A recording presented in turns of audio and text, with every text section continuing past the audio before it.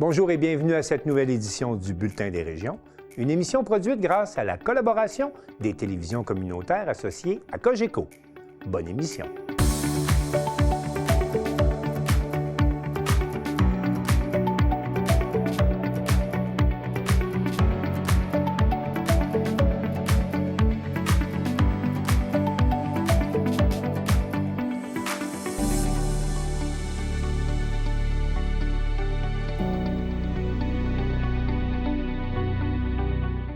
Au sommaire cette semaine, dans Montmagny-Lillet, c'est la 9e édition du concours entrepreneurial Face au dragon. À Saint-Ferdinand, l'entreprise Tôle Vigneault inaugure sa nouvelle usine construite au coût de 4 millions de dollars. À Forestville, la coopérative du Golfe Le Méandre se dote d'un nouveau modèle de développement. À Petite-Rivière-Saint-François, 20 nouvelles unités de logements abordables seront bientôt disponibles. À Sainte-Anne-des-Monts, Exploramer, le musée sur la vie maritime du Saint-Laurent, souligne son 30e anniversaire. À Amqui, lancement d'une série de livres pour enfants sous le thème des familles arc-en-ciel.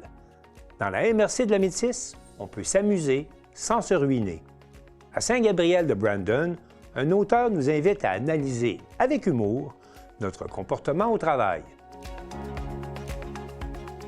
Mais pour commencer cette émission, revenons sur la question du redécoupage des circonscriptions électorales au Québec.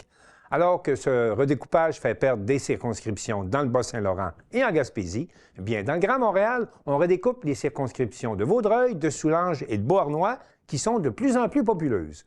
Félix Sabourin de CSUR.TV nous informe que ces modifications provoquent, là aussi, beaucoup de mécontentement. Le 2 décembre dernier, la Commission de la représentation électorale du Québec déposait son second rapport pour revoir le découpage de la carte électorale en vue des prochaines élections provinciales. En entrevue, la porte-parole de la Commission, Julie Saint-Arnaud-Drolet, nous explique le mandat d'Élections Québec. Nos mandats concernent à la fois l'organisation des élections provinciales, mais également le contrôle du financement politique, l'éducation à la démocratie. On agit aussi comme poursuivant public en cas d'infraction aux lois électorales, autant aux municipales qu'aux provinciales. Et c'est la Commission de la représentation électorale qui est chargée de revoir la carte électorale du Québec toutes les 2 élections pour assurer la juste représentation des électeurs à l'Assemblée nationale. Le rapport propose de modifier 53 des 125 circonscriptions électorales du Québec. Des changements importants dans la délimitation de Vaudreuil, Soulanges et Beauharnois pourraient se concrétiser. Ce sont 2 circonscriptions qui contiennent beaucoup plus d'électeurs que la moyenne des autres circonscriptions. Et si aucune modification n'est faite, d'ici quelques années, les 2 circonscriptions vont avoir plus d'électeurs que le maximum qui est prévu par la loi électorale. Ça nous donne environ 51 000 électeurs par circonscription. La loi électorale nous donne une marge de manœuvre pour tenir compte des communautés naturelles. Donc, on tente quand même de regrouper des communautés qui ont des liens entre elles au sein d'une même circonscription.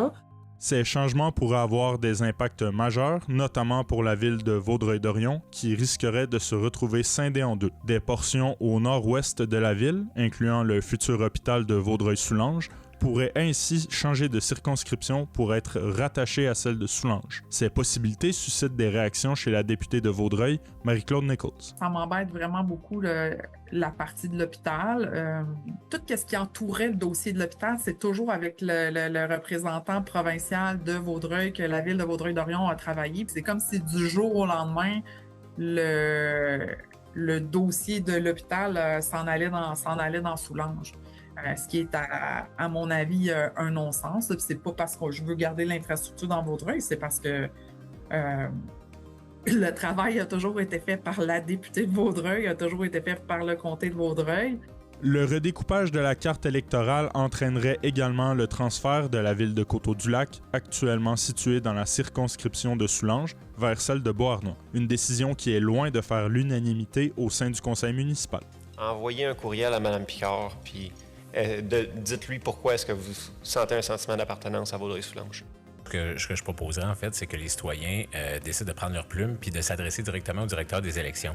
Quand on va travailler des projets, je regarde juste le canal de Soulanges, que Pointe-des-Cascades, les Cèdres, les Coteaux vont faire partie de Soulanges, puis que nous, on va faire partie de Beauharnois. Pas de logique à sortir la ville dans un comté de Soulanges pour aller dans un comté à côté. Si on fait un redécoupage, On inclut plusieurs municipalités, municipalité du Lac-Saint-François. Je peux comprendre. Une ville, 6 000 citoyens voteurs. Puis en plus, on donne une partie de Vaudreuil à Mme Picard. Marilyn Picard a aussi pris parole à l'Assemblée nationale pour dénoncer la situation. La MRC insiste depuis 2023 sur l'importance de préserver les circonscriptions cohérentes avec des liens naturels, économiques et sociaux de Vaudreuil-Soulanges. Les mémoires déposées lors des premières étapes de consultation de la révision par la MRC dénoncent les propositions jugées strictement statistiques qui déstructurent l'organisation spatiale et l'identité régionale. Pour le citoyen, c'est vraiment mieux de le garder dans Vaudreuil-Soulanges, Côteau-du-Lac et dans Vaudreuil-Soulanges. On devrait le garder dans Soulanges. Mais bon, on avait passé une loi là, pour dire au directeur général des élections de garder les cartes telles quelles. Les 125 élus de l'Assemblée nationale ont voté en faveur de garder la carte actuelle. Puis, malgré tout, il y a eu un jugement aussi là, qui nous a amené le DGE à revoir ses cartes. Claude Reid, député de Beauharnois, affirme qu'il a fait valoir ses arguments afin de conserver sa circonscription telle qu'elle. Il y a eu un débat de 5 heures qui s'est tenu dans les dernières semaines à l'Assemblée nationale où j'ai fait valoir de nouveau les arguments auprès du... valoir les arguments donc en lien avec justement que le fleuve est une barrière naturelle. Il y a des cultures qui sont différentes au sud et au nord. À quelques jours de l'adoption de la décision, une majorité des élus souhaitent le statu quo dans le redécoupage de la carte électorale afin de refaire l'exercice pour les prochaines élections. On ne règle pas le problème. Moi, ce qu'on dit, là, ce que je dis, ce que le Conseil dit, c'est statu quo. C'est une dépense de temps et d'argent. Dans 4 ans, il va falloir qu'il y ait un redécoupage. Dans le fond, c'est ça que j'aimerais ça qu'on garde le statu quo, qu'on garde la carte telle quelle, parce que je crois que dans 8 ans, lorsqu'on va revoir la carte électorale, on va avoir besoin probablement d'un 3e député dans toute Vaudreuil-Soulanges. Fait que cette façon de faire-là du DGEQ, c'est de ne pas connaître les réalités de terrain pour faire une telle chose, puis c'est ça que je déplore. Même si la décision de redécouper la carte n'est pas finale, elle reste cependant entre les mains d'Élections Québec et du gouvernement.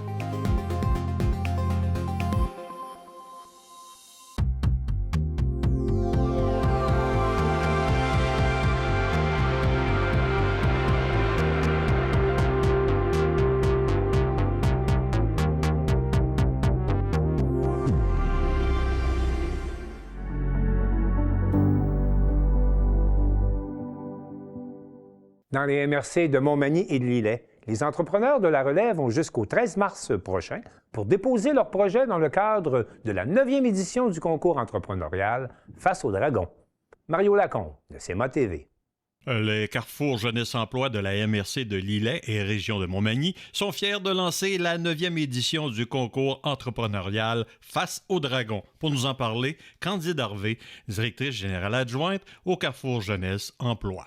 Alors, on est à notre 9e édition. C'est un concours entrepreneurial pour les 5 à 35 ans, pour les MRC de Montmagny et de Lillet. Alors, si les gens, soit dans les écoles, décident de faire des projets ou personnels, ils peuvent faire des projets comme des événements, alors des soirées glacées, des services ou même des objets. Des fois, il y a eu des tartes et tourtières. Il y avait eu plein de possibilités.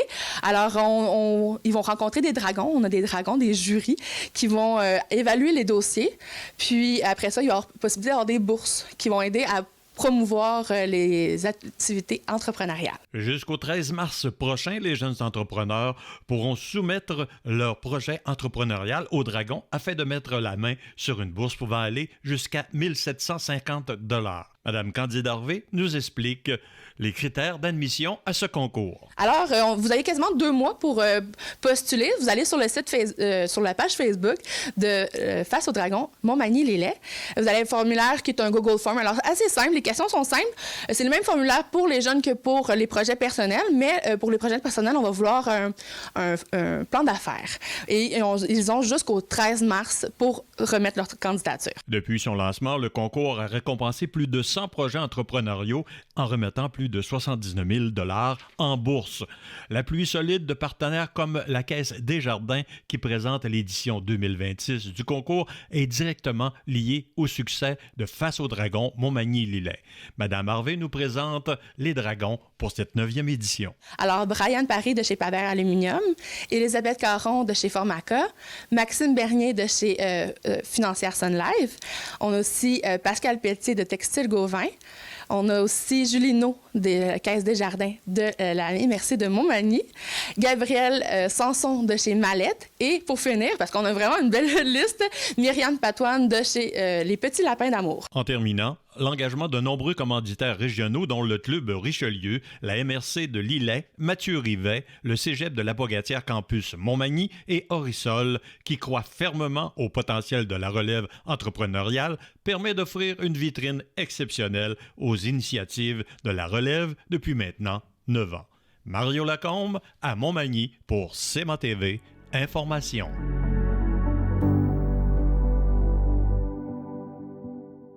Jacob Kenville de la télévision de l'Érable était à l'inauguration de la nouvelle usine de tôle Vigneault, une entreprise implantée à Saint-Ferdinand depuis une trentaine d'années. Implantée dans la région depuis maintenant 30 ans, Tôle Vigneault œuvre dans la fabrication de revêtements métalliques destinés au secteur agricole, commercial et résidentiel. Au fil du temps, l'entreprise a su se tailler une place importante sur le marché, tant au Québec que dans d'autres provinces. Pour ouvrir la soirée, l'entreprise a tenu une prise de parole officielle à laquelle ont participé René Thériault, Jean Bernier ainsi que Junior Perrault. Allons les écouter.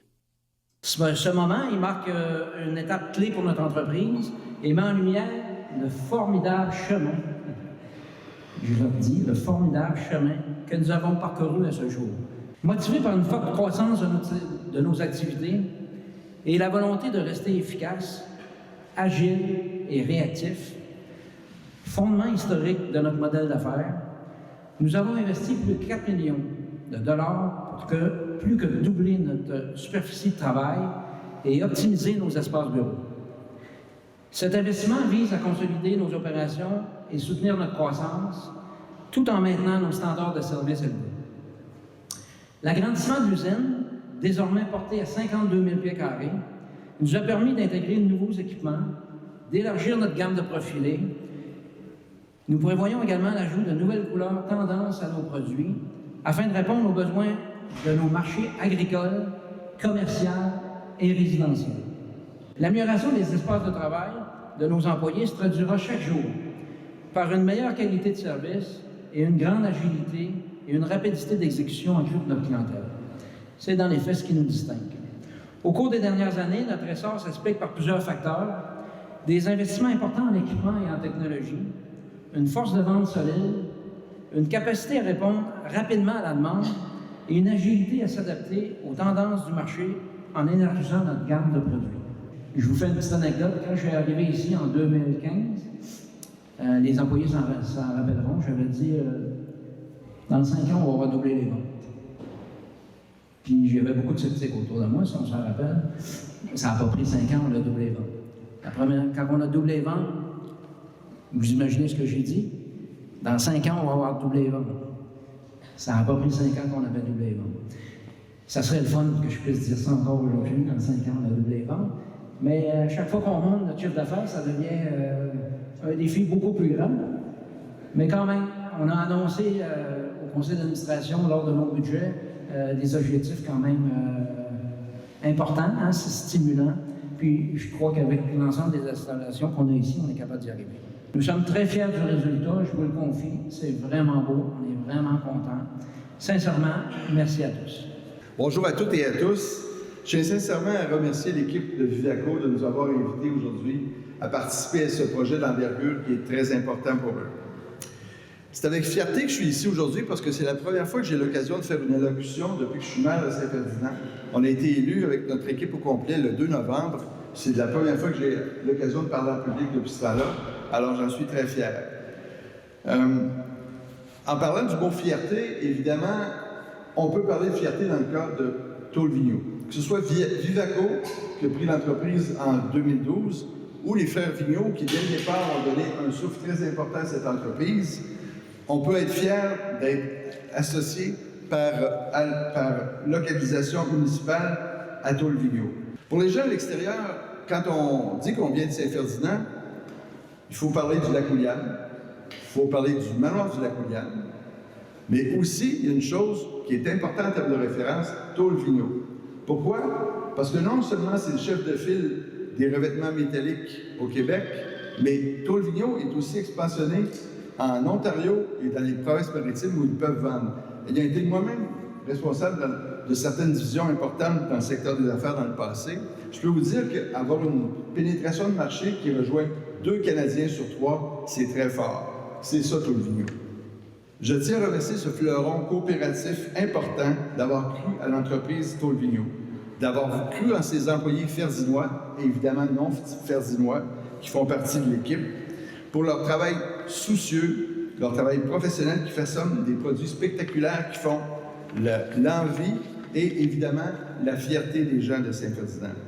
Finalement, je ne peux passer sous le silence l'apport professionnel et méthodique de René Thériault, le directeur général de l'entreprise, qui permet d'aligner ses équipes de travail dans une exécution solide, procurant des résultats d'entreprise tellement sans cesse croissants qu'on est aujourd'hui ici ensemble à célébrer une troisième, c'est-à-dire agrandissement.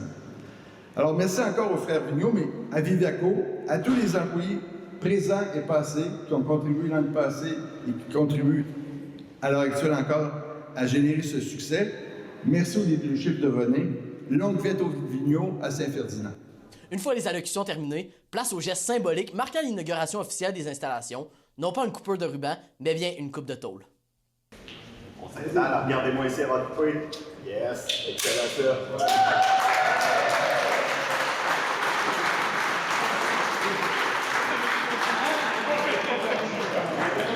J'ai ensuite eu le privilège de m'entretenir avec le directeur général de Tôle-Vigneault, M. René Thériault. Allons écouter ses propos. C'est une journée spéciale en soi. Là. On est en train de célébrer la fin d'un grand chantier. Évidemment, la résultante aussi d'un montant important d'investissement. Pour nous, c'est comme un nouveau départ dans le fond. Ça va nous permettre de rentrer de la nouvelle technologie. Évidemment, la nouvelle technologie, implicitement, c'est pour améliorer nos procédés d'affaires.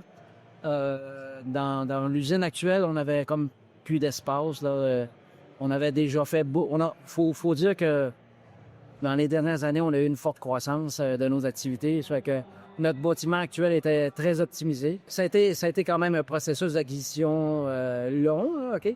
Mais ça s'est joué j'ai envie de dire, dans la première journée, la première rencontre. Ce que j'ai exprimé, c'est que l'entreprise Tôle-Vigneault appartenait aux frères Vigneault, Normand et Michel. Et c'est vraiment deux frères d'exception. On a travaillé plus de 40 ans ensemble. Une belle chimie. Puis ces gens-là, la qualité des relations humaines est importante pour eux. Donc le vrai, quand je dis ça s'est joué dans la première journée, lors de notre première rencontre, c'est des gens sensitifs. Donc il fallait qu'ils déterminent si on était capable de parler sur la même longueur d'onde. Je pense à partir de là, on a dit... Ils ont senti qu'on était des gens qui ressemblaient, ou particulièrement sur les valeurs humaines. Fait que ce qui a fait que ça a créé le contact. Et à partir de là, on a commencé à négocier la façon dont on ferait l'acquisition. Les chiffres sont nous sur la table. Le climat de confiance était déjà là. Donc, on s'est simplement dit les vraies choses, de part et d'autre. Et finalement, on a fini par faire une nouvelle transaction. Oui, j'avais exprimé dans 5 ans, on doublerait, puis ça n'a pas pris de 5 heures. Et une fois que j'ai fait le premier step, le deuxième step, je l'avais annoncé qu'on l'a aussi réussi rapidement. Mais c'est sûr qu'au fil du temps, notre chiffre d'affaires grossit. Fait que là, quand tu pars un chiffre d'affaires plus modeste, de le doubler, c'est quand même un défi en soi. Plus qu'on grossit, plus que là, le défi devient important. Donc, j'annonce pas aujourd'hui que je vais doubler les ventes dans 5 ans, mais j'ai annoncé au personnel notre volonté. C'est un investissement structurant. Nous avons doute qu'on a tous les outils pour performer dans notre marché.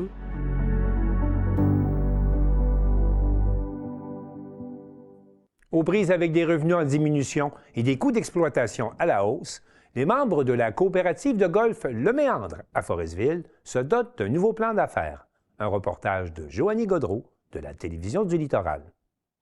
Le golfe Le Méandre souhaite diversifier ses sources de revenus et aller chercher de l'argent neuf grâce à 3 nouveaux projets, le développement d'habitations touristiques surplombant le terrain de golf, l'aménagement de 6 espaces pour véhicules récréatifs et la création d'un sentier de randonnée le long de la rivière du Saut-au-Cochon.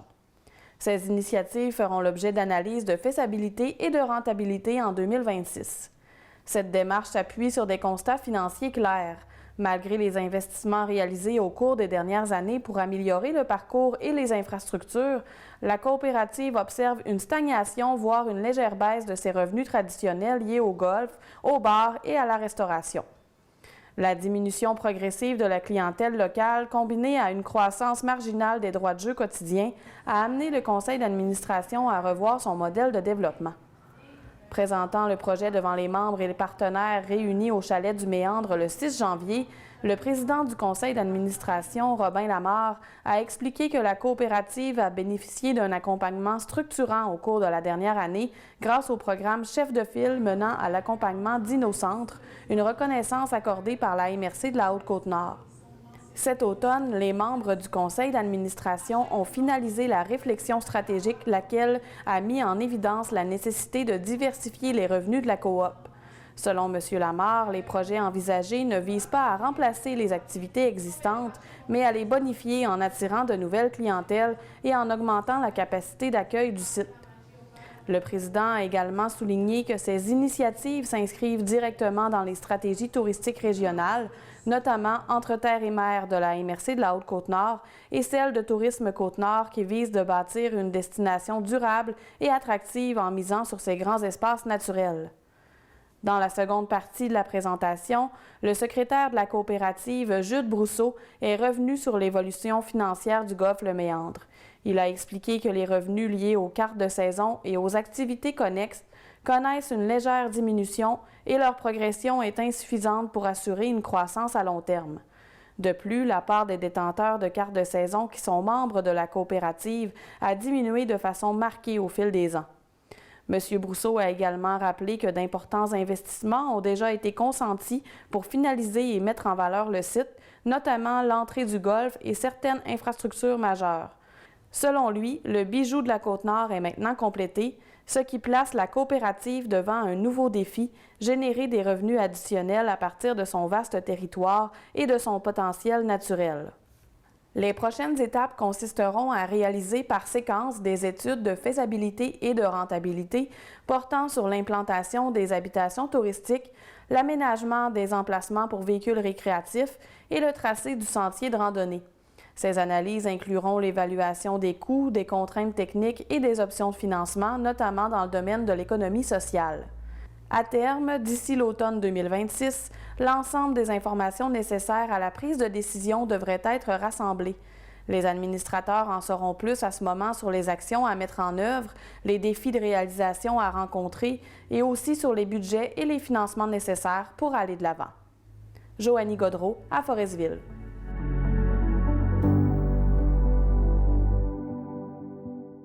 Félix Chouinard de TVCO nous présente l'état d'avancement du chantier de 10 millions de dollars, actuellement en cours à Petite-Rivière-Saint-François, pour la construction de 20 unités d'habitation destinées principalement aux ménages à faible revenu.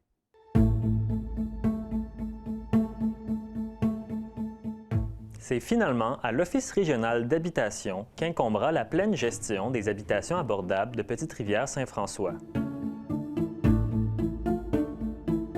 C'est ce qu'a appris l'équipe de TVCO cette semaine, alors que les représentants de l'organisme Accès Petite-Rivière et de l'organisme régional se rencontraient pour ficeler les derniers détails d'un transfert de propriété à venir. Interpellée lors de la séance du conseil de Petite-Rivière-Saint-François, la conseillère en charge du dossier, Mme Catherine Coulombe, croit qu'il s'agit de la meilleure option pour la suite du projet. Compte tenu de tous les contrats qui ont été signés par Accès Petite-Rivière pour la construction, donc ça va demeurer sous l'égide, si on veut, de Accès Petite-Rivière, qui va amener les bâtiments prêts à louer. Et une fois que la construction sera terminée, alors le désir du conseil d'administration d'Accès Petite-Rivière, c'est de transférer la gestion, l'exploitation et les bâtiments, les titres de propriété à l'Office régional d'habitation. Pourquoi? Parce qu'eux ont l'expertise, eux ont les connaissances, et eux ont le personnel pour s'en occuper.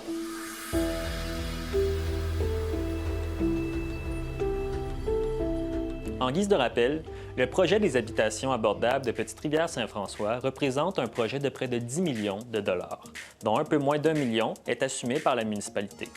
Le projet vise notamment à offrir 20 nouvelles unités de logement locatif, dont 16 seraient admissibles à une subvention de loyer pour les ménages à faible revenu. Les logements seraient prioritairement offerts aux citoyens et citoyennes de Petite-Rivière-Saint-François, puis de Charlevoix et finalement ouverts à tous. Les ménages pouvant se qualifier à la subvention de loyer doivent correspondre à la grille de calcul de l'ORH qui se base sur le salaire médian dans la région. Ainsi, pour être admissible, une personne seule devra avoir un revenu net inférieur à 28 000 $. On parle ici du salaire minimum. Là où une famille composée de 2 adultes et 1 enfant devra faire sous la barre des 36 000 $, soit environ 20 $ de l'heure. Comme on peut le voir, le calcul s'ajuste à la hausse selon le nombre de membres du ménage. Le transfert à l'ORH viendra également remettre le titre de propriété du bâtiment et du terrain à l'Office régional, une mesure assez commune qui permettra de garantir à long terme la vocation des habitations, croit Mme Coulombe. C'est donné pour la construction des bâtiments qu'on a chez nous. Au même titre, Baie-Saint-Paul en donne pour des bâtiments comme ils en construisent présentement, qui ont démoli des bâtiments et que Baie-Saint-Paul donne des montants, des subventions pour permettre la construction de bâtiments comme ça, pour permettre à la population finalement d'avoir des logements à prix modique. C'est pas parce que ça appartient plus à la municipalité qu'on en est perdant. Si on fait, les bâtiments sont encore ici et nos citoyens vont pouvoir en profiter quand même, là.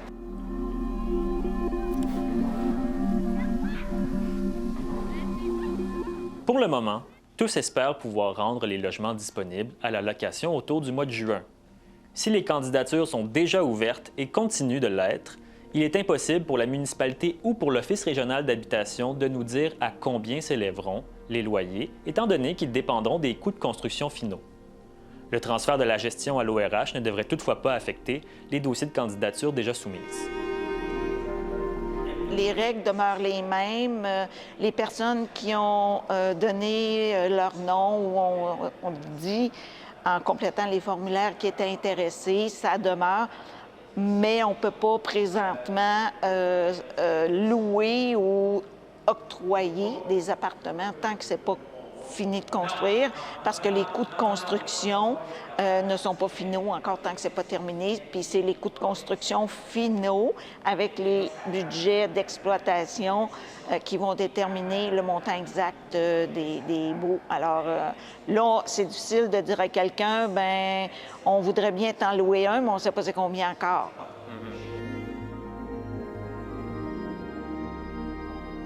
Pour l'organisme municipal Accès Petite-Rivière-Saint-François, le travail continue comme au quotidien. Il pourra, dès les logements prêts, procéder au transfert et retourner à sa mission principale, soit attirer des nouveaux résidents dans la municipalité.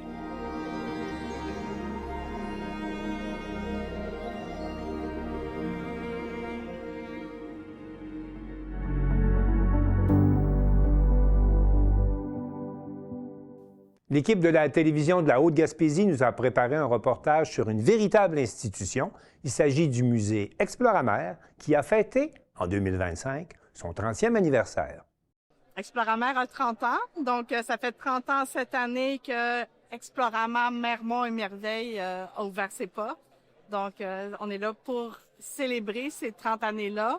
30 ans de tempête, d'accalmie, de coucher de soleil, de lever de soleil aussi. Donc, voilà, on est là avec tous les gens qui ont été importants dans la vie d'Exploramer, en tout cas ceux qui sont encore ici aujourd'hui.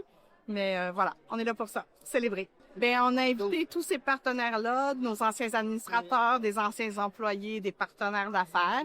Donc, on les a invités pour faire une sortie en mer VIP.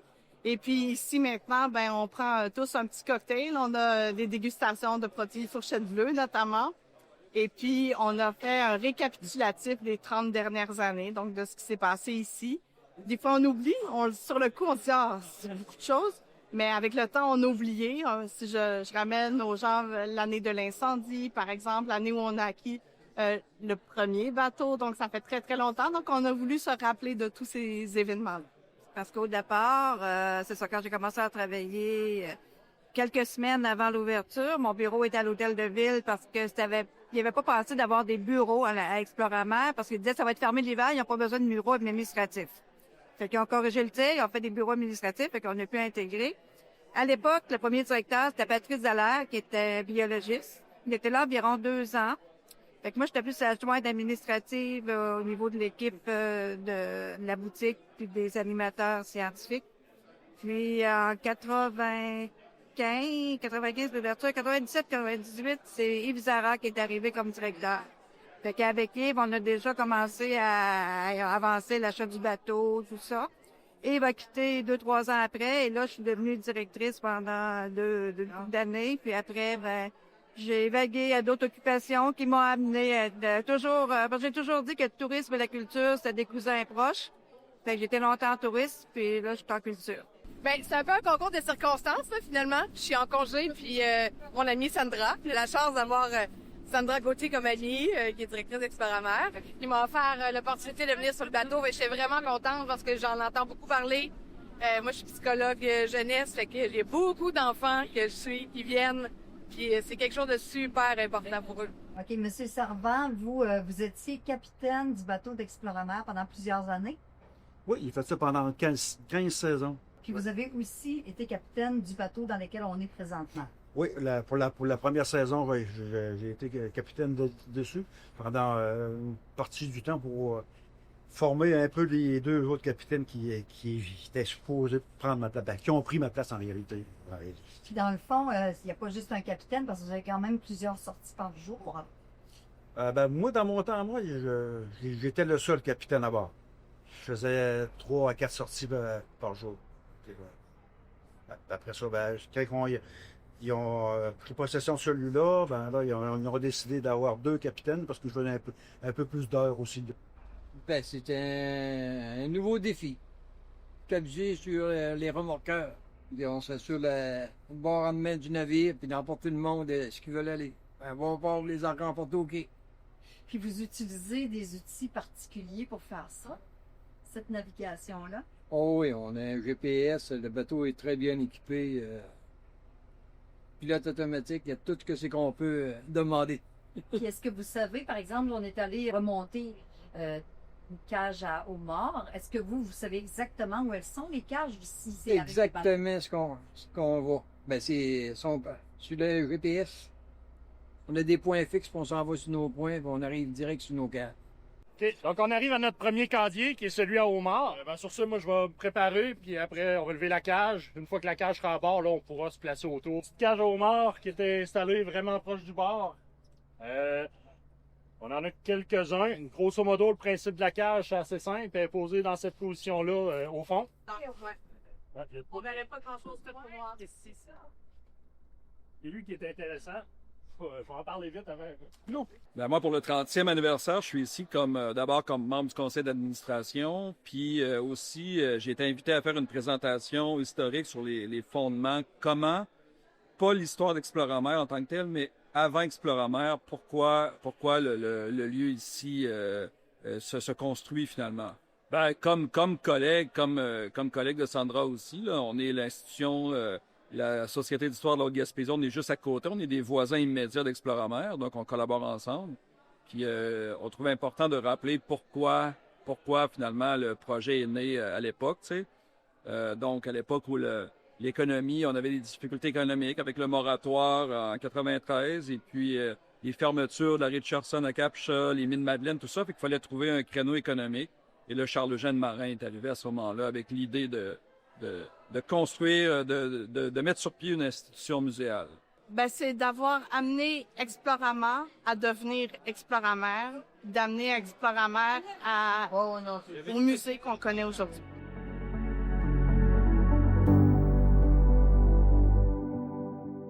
C'est à la demande de leur fils qui souhaitait se faire raconter des histoires de famille avec 2 mamans que 2 autrices matapédiennes ont décidé de lancer une série de livres pour enfants sous le thème de Ma famille arc-en-ciel.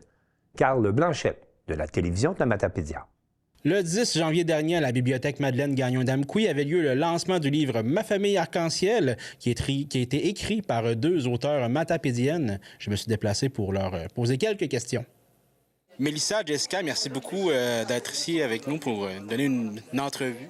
Ça nous fait plaisir. D'être là.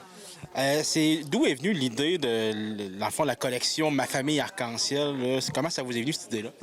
En fait, c'est venu du besoin de notre propre famille à la base, de notre garçon qui nous disait tout le temps, ben moi, j'aimerais ça, avoir une histoire avec 2 mamans, comme ma propre famille. Puis, on a cherché beaucoup au Québec. Puis, il y a un seul livre, Ulysse et Alice, qui a été sorti en 2006. C'est le seul livre qui parle d'un enfant qui a des parents du même sexe. Donc là, on s'est dit, wow, il y a vraiment quelque chose, un besoin à combler ici au Québec. Donc, on en a parlé, puis on a décidé de créer nous-mêmes ces livres-là. Et pourquoi une série? On ne voulait pas s'arrêter à un seul livre unique. On voulait vraiment faire vivre une famille homoparentale dans plein de thèmes au quotidien durant la série de 18 livres qui suit celui-là, donc 19 en tout. Okay. Ouais. C'était vraiment pour essayer de normaliser un peu les familles homoparentales ou les familles qui sont juste différentes des familles typiques. Puis le besoin était vraiment à la base pour les enfants chez nous, mais on le sait que ça va être utile pour tous les enfants de toutes les familles. Fait que vous savez déjà qu'il va y avoir une bonne série de livres là, avec ça. Là. Oui. Si le financement suit, c'est ça, nous, c'est comme juste un à côté, c'est comme un projet vraiment en surplus là, dans notre vie. Fait qu'on y va doucement selon nos moyens. On est agréablement surprise de la réponse. Oui. Fait que c'est ça, on va voir selon les moyens qu'on aura, l'évolution pour faire sortir le 2e et après, on va y aller un à la fois. Là. Oui. Ouais. Puis ce que je vais peut-être ajouter aussi, c'est que au Québec, en tout cas en 2021, selon Statistique Canada, il y a 30 000 enfants qui ont des pères, des mères du même sexe, des parents du même sexe. Donc le chiffre a forcément augmenté depuis ce temps-là. Donc on s'était dit aussi qu'on n'était pas la seule famille, en tout cas dans cette situation-là. C'est pour ça aussi qu'on a eu cette volonté de créer un projet qui allait pouvoir être utile à nous, à notre famille, mais aussi à toutes les autres familles au Québec. Exactement. Donc, ça va un petit peu dans la sensibilisation aussi auprès des autres enfants pour normaliser ça, j'imagine. Oui, c'est ça. Puis c'est un de nos buts aussi, là, peut-être, un de nos objectifs qui est comme apparu. C'était pas prévu au début. C'est apparu après d'essayer de voir, parce qu'on a eu des réponses comme quoi que les écoles seraient intéressées peut-être avec des fiches pédagogiques pour chacun des livres. Donc là, c'est ça, on est un peu là-dedans, là, à regarder avec les écoles ce qu'on peut faire. Fait que oui, pour la sensibilisation, c'est sûr et certain. Ouais. Puis là, ce premier livre-là parle de l'arrivée d'un chaton. En fait, y a-t-il une raison un peu pourquoi vous avez été vers cette ligne d'histoire-là, vers l'arrivée mettre en scène un chat un peu? Ouais. Oui. Mais dans le fond, pour notre premier livre de la série, on voulait présenter la famille et présenter la maison de la famille. Donc, on s'est dit, pourquoi pas utiliser l'arrivée du chaton, comme quoi la famille se présente au chaton et présente sa maison. De façon ludique aussi, là, pour les enfants, tu sais. C'est quand même assez subtil, mais nous, en tant qu'adultes, on le sait très bien que le fait d'amener le chat fait en sorte qu'on va connaître toute la famille, mais les enfants, eux, ils voient ça comme... T'sais, on veut vraiment se rapprocher de ce que les enfants vivent au quotidien et aiment. Puis on est bien placé pour le savoir, avec 3... Ouais, c'est ça. Vous vivez un petit peu, hein? Oui, exactement. Comment est-ce que vous abordez la notion, dans le fond, de la diversité familiale, mais sans tomber non plus dans la moralisation, mais plutôt avec la douceur? Bien oui, parce qu'on ne parle jamais d'homoparentalité dans nos livres. C'est vraiment juste les aventures du quotidien, tout ce qu'il y a de plus normal d'une famille. Donc, c'est ça qui est important pour nous. On ne donne pas de leçons, c'est pas moralisateur du tout. On veut juste une représentation. Tout à fait. C'est ça. C'est juste de donner de la place, donner un petit peu de place à une famille comme la nôtre. Chaque membre de la famille a une personnalité quand même assez définie, je pense, dans votre histoire. Est-ce que certains personnages sont inspirés vraiment de votre vécu? Ou ben non, est-ce que c'est des personnages un peu réels, on va dire? Mais c'est ce qu'on disait tantôt lors du lancement, c'est que je pense que tout artiste va s'inspirer de ce qu'il connaît, qui gravite autour de nous, que ce soit pour la création de livres, pour tout ce qui est dessin, pour la musique même. Fait que oui, il y a un peu de fond de vérité dans... On s'inspire de ce qu'on voit autour, des amis aussi, puis des familles autour de nous. Mais ça reste que c'est quand même fictif. C'est fictif, mais c'est inspiré quand même de nos aventures, des aventures de nos enfants et de nos chats aussi. Donc, il y a les jumeaux, donc c'est Léo et Mia, qui occupent une place quand même assez centrale dans le livre. Vous avez choisi les jumeaux, j'imagine, parce qu'il y a des jumeaux à la maison. Non, pas du tout. Non, je voyais les deux enfants, puis je pensais que tu étais du même âge. Exactement, c'est que tout le monde pense que c'est des jumeaux. Fait que là, on s'est dit, tu sais, c'est de là aussi la fiction, là, tu sais, comme nous, on s'est dit, des jumeaux, c'est le fun, on représente des jumeaux. Il n'y a pas de livre qui parle toujours de jumeaux non plus. Fait qu'on essaie d'amener plein de choses différentes autour dans notre livre qui fait qu'il représente un peu des vécus spéciaux. Ouais, c'est ça.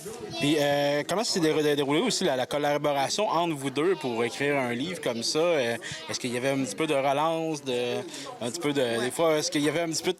je vais dire la tension, mais j'imagine que c'est pas une grosse tension, là.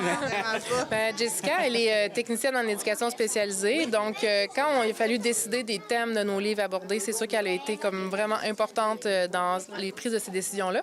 Qu'on a établi en premier tous les sujets sur lesquels on voulait traiter. Ça a été la première étape. Ensuite de ça, on a fait une écriture vraiment à deux. Ça allait super bien. On discutait aussi de comment on voulait amener le thème.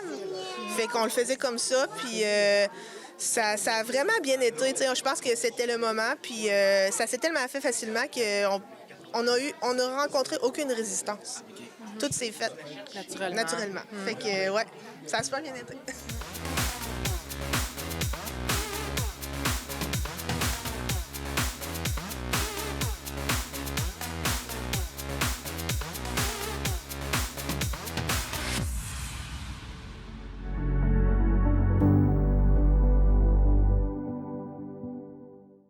La MRC de la Métisse vient de publier un guide des activités hivernales sous le thème « S'amuser sans se ruiner dans la Métisse ». Et Marc Després nous présente cette initiative intéressante d'attractivité et de promotion territoriale. Eh bien, on va parler aujourd'hui de ce dépliant à s'amuser sans se ruiner dans la Métisse. Parce que, si je ne me trompe pas, avant, c'était 2 fois par année, mais là, on est rendu à 3 fois par année. Oui, on vient de changer pour l'année 2026. On va en sortir 3, donc une par saison. On va en avoir une l'automne qui se rend jusqu'à Noël. Là, on sort celle de l'hiver qui se rend jusqu'à peu près la semaine de relâche. Et il y aura ensuite la version printemps et été. Donc, sans aucun doute, là, que, si on en ajoute, c'est que c'est très en demande, là. On le souhaite. Parce que, les gens, ça devient un bel inventaire là, de qu'est-ce qu'on peut faire. Oui. Et en plus, pour pas cher. Bien, le but, c'est ça. C'est s'amuser sans se ruiner. Donc, on parle de toutes les activités ou presque là, qui sont gratuites ou à faible coût. Donc, 5 $ au moins pour se divertir, faire du loisir dans la Métisse. Donc, ceux et celles qui disent qu'il n'y a pas grand-chose à faire dans la Métisse... on peut être surpris. Là. Ils ont tort. Non, c'est pas vrai. Là. Il y a beaucoup de choses à faire dans la Métisse. Il y a beaucoup d'activités. Les ressources en loisirs mettent beaucoup de temps et d'efforts à organiser des belles activités. Donc, il faut en profiter. Puis on essaie de répertorier aussi les organismes communautaires, ce qu'ils peuvent offrir là, au sein de leur programmation. Et à ce moment-là, qu'est-ce qu'on peut faire sans se ruiner dans la Métisse? Oui, mais ce répertoire-là, en fait, la version d'hiver 2026 va avoir toutes les bibliothèques. Donc, on peut savoir en un clin d'œil où se trouve la bibliothèque de notre village, de notre municipalité. Il y a aussi où sont les différentes patinoires. Donc, l'hiver, on est au Québec, on fait du patin. On joue au hockey, on fait du patin. Donc, c'est le fun de savoir où aller pour en faire. On a aussi le répertoire des anneaux de glace. Il y en a quelques-uns quand même dans la Métisse qui valent la peine de faire le détour. On a les différentes installations ou organisation pour les 0-17 ans. Donc, on a la Maison des familles avec les haltes bébés, on a Pivot Famille, on a les différentes maisons des jeunes aussi pour les ados qui sont là avec les heures d'ouverture. Mais sinon, on a répertorié presque toutes les activités hivernales, donc qui commencent là en janvier. Il y a beaucoup de carnaval, de festivals là, l'hiver avec Saint-Octave, Padoue, Price, Sainte-Luce. Donc, il y a beaucoup de festivals qui ont lieu en hiver, qui se suivent les uns à la suite des autres là, dans 2 semaines, là, dès la mi-janvier jusqu'à fin février. Là, c'est le festival des festivals d'hiver. Et à ce moment-là, ce feuillet-là, est-ce qu'on peut se le procurer sur Internet aussi?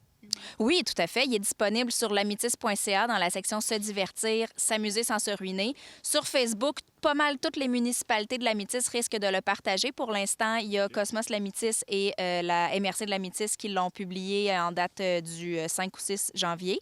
Mais je voudrais revenir sur ce qu'on retrouve dans le feuillet aussi, qui est super intéressant.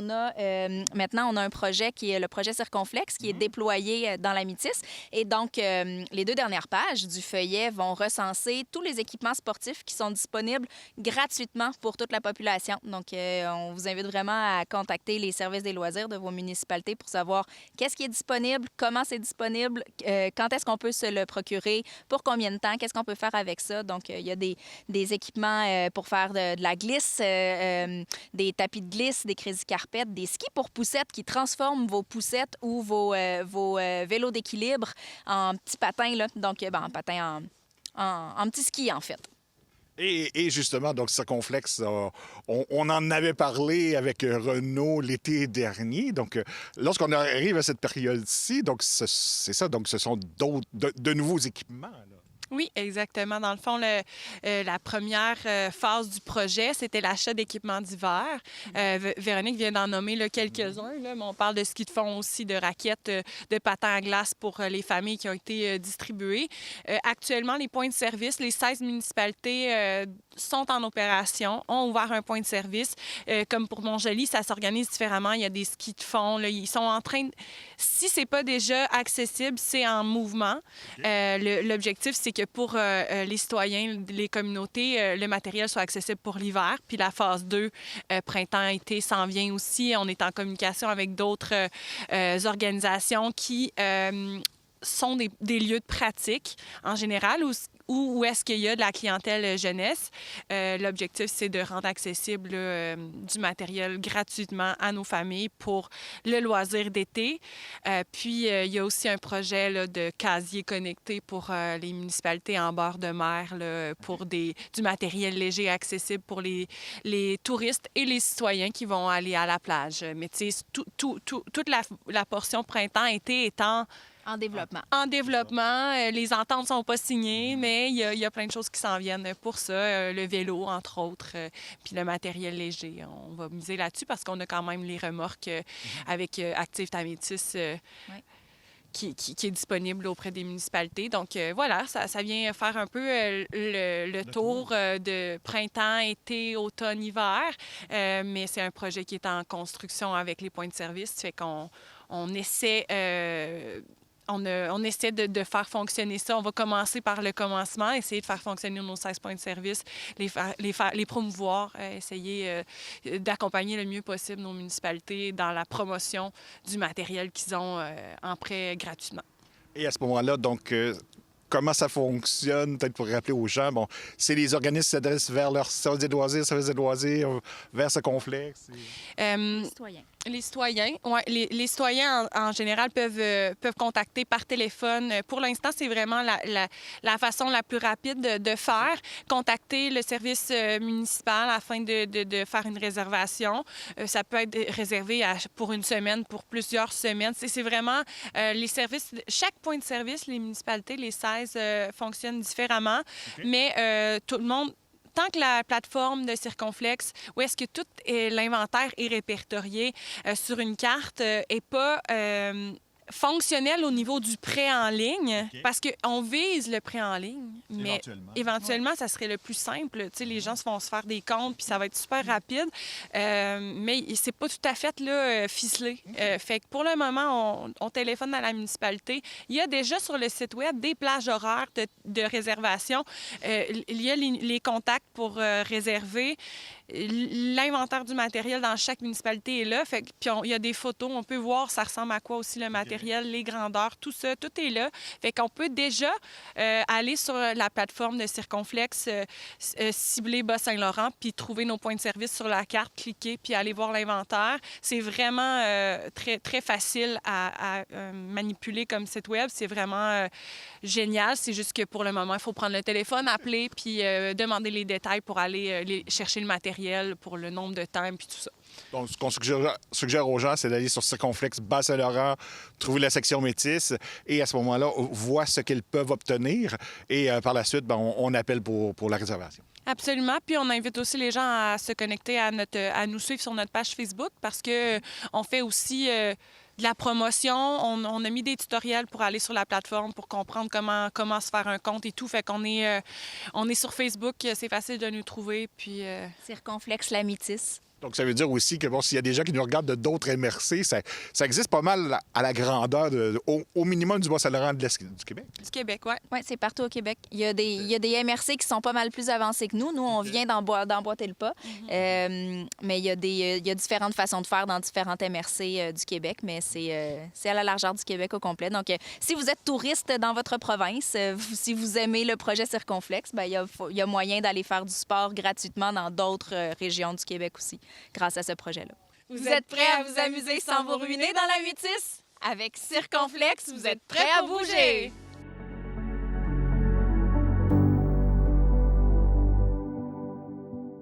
Danny Bérubé de CTP-TV s'entretient avec un auteur qui utilise l'humour pour traiter des comportements nocifs au travail en utilisant des maladies fictives telles que la rectomyopie, la victimite et l'égomoroïde. Monsieur Sylvain Guimond, merci beaucoup d'avoir accepté mon entrevue. Ça me fait plaisir. Merci à vous de m'avoir invité. Monsieur Guimond, vous savez que ça m'arrive régulièrement d'employer des mots qui ne sont pas dans le dictionnaire. Et quand les gens m'en parlent, je leur dis, c'est peut-être pas dans le petit Robert, mais c'est dans le petit Danny. Je fais la même chose que vous. Bon, et oui, justement, c'est pour ça que vous avez sorti un nouveau livre qui s'appelle le DSM-10, qui est un dictionnaire, le dictionnaire de Sylvain des 10 maladies. Ça, c'est les 10 comportements humains les plus fréquents. Et avant de vous laisser la parole, laissez-moi citer quelques termes que vous avez dans votre dictionnaire. C'est hilarant. Vous parlez de rectomyopie. Vous parlez aussi d'égomoroïde, de l'idiopatite et de la cellulérite chronique. Mais d'où vient cette idée-là de faire ce genre de dictionnaire? En fait, le clin d'œil est au DSM-5 qu'on appelle, qui est le dictionnaire pour les troubles de santé mentale. Et je voulais faire un petit clin d'œil à ce dictionnaire-là, mais qui est vraiment pas des diagnostics dans mon cas, c'est vraiment plus une blague. Et si les gens ont besoin d'aide, il faut qu'ils se réfèrent à aller voir un psychologue. Mais dans ce cas-ci, c'est qu'on parle maintenant d'une nouvelle loi, qui est la loi 27, qui est que la CNESST et le gouvernement ont mis en place, qui est sur les risques psychosociaux. Donc, de faire attention dans le milieu de travail, qu'on ait des milieux de travail qui soient sains. Et on demande souvent aux gens qui sont victimes de le dénoncer puis de se faire aider, mais rarement on va pointer du doigt ceux qui en sont responsables. Et ceux qui en sont responsables, souvent, il y a souvent des gens qui ont des gros égos, des gens qui vont blesser d'autres personnes. Donc, je voulais, en blague, que les gens aient vraiment avoir de l'introspection, savoir si moi, j'ai un comportement comme ça. Et deuxièmement, est-ce que je travaille avec des gens ou est-ce que je collabore ou est-ce que je côtoie des gens qui ont ces problèmes-là? Donc, ces 10 mots-là me sont venus en disant, oui, il y a des gens qui sont toujours négatifs. Donc, ils vont dire, moi, je dis qu'ils souffrent de la rectomyopie. On a le nerf optique branché dans le derrière. Puis, ils voient juste le côté emmerdant de la vie, puis ils font suer tout le monde. Et ils vont dire souvent, je vais faire l'avocat du diable. Et un jour, il faut leur dire, tu n'es pas l'avocat du diable, tu es le diable en personne. Le deuxième, celui que vous avez dit, les égomoroïdes, c'est des gens qui ne se prennent pas pour de la chenoute et qui, malheureusement, souvent, sont un peu narcissiques et vont blesser d'autres personnes. Vous avez mentionné aussi ceux qui sont l'idiopathie. Ça, c'est des gens qui parlent en mal des autres, donc dans un endroit où souvent les gens vont abaisser d'autres personnes qui ne sont pas en présence. Donc, d'en être conscient et de surtout défendre les gens qui sont absents. Et le dernier, vous avez dit le cellulaire chronique, c'est les gens qui sont toujours sur leur cellulaire, mais je l'ai moi aussi, cette maladie-là, et qu'ils sont partout ailleurs, sauf ici, avec nous dans le moment présent, puis malheureusement, ça ne crée pas des relations qui sont très plaisantes pour ceux qui sont avec eux. Puis c'est vrai aussi pour les adultes, mais c'est vrai aussi pour les enfants.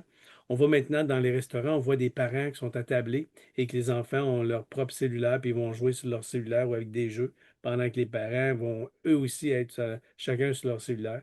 Et je trouve que ça nuit à nos relations entre êtres humains. Donc, c'est pour ça que j'ai appelé ça les 10 comportements les plus nuisibles de ce qu'on a comme comportement pour tous ceux qui ont à interagir avec d'autres êtres humains. Donc, c'est un peu ça le livre.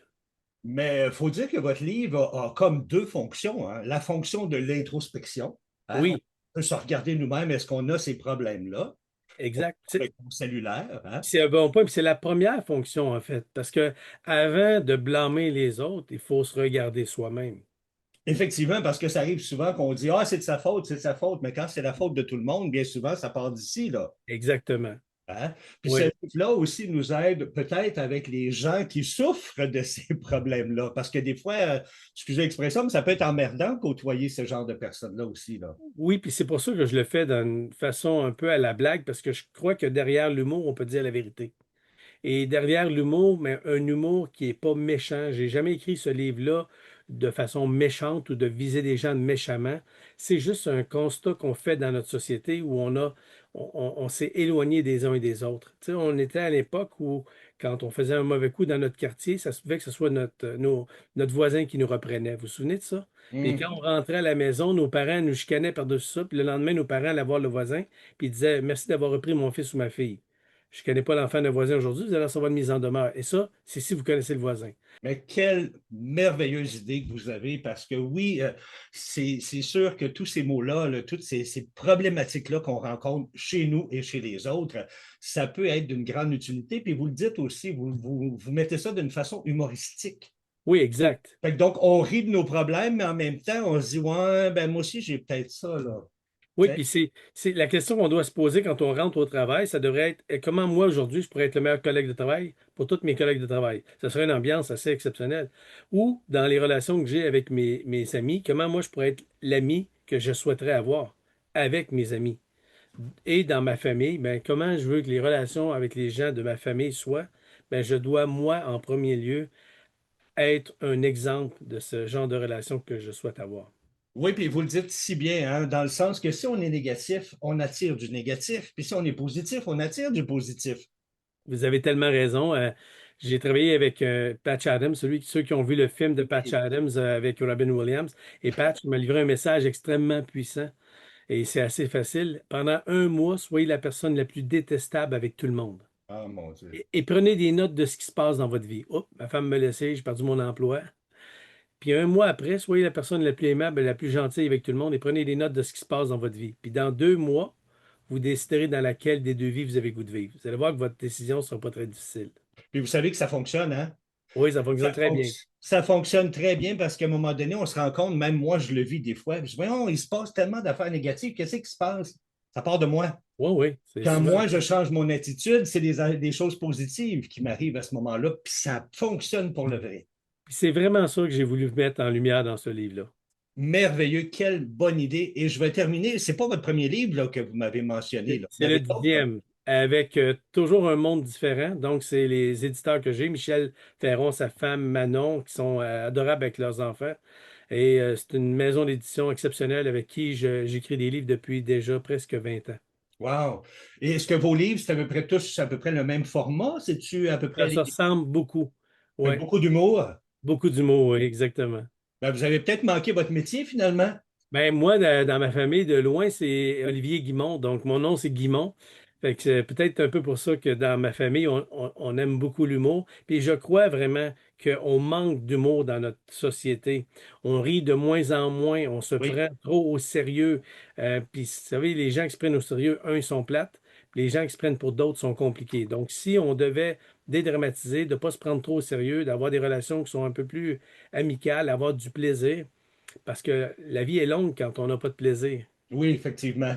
Puis je pense que le livre est à la base de ça. C'est pour ça que c'est plus un clin d'œil humoristique qu'un diagnostic réel. C'est pas un vrai diagnostic, c'est vraiment des blagues. Et je rappelle aux gens le titre du livre qui est le DSM-10, qui est le dictionnaire de Sylvain des 10 maladies, maladies, bien sûr. Et votre livre est disponible depuis le 17 novembre. Exactement. On le retrouve dans toutes les librairies? Oui, partout. Est-ce qu'on peut l'avoir aussi en e-book qu'on appelle, là, en numérique? Oui, si vous allez sur le site d'Un Monde Différent, vous allez probablement être capable de le commander là aussi. Merveilleux, j'y vais à l'instant. Merci. Excellent. Merci infiniment pour vous, puis je vous souhaite une belle continuité. Merci à vous, c'est très gentil.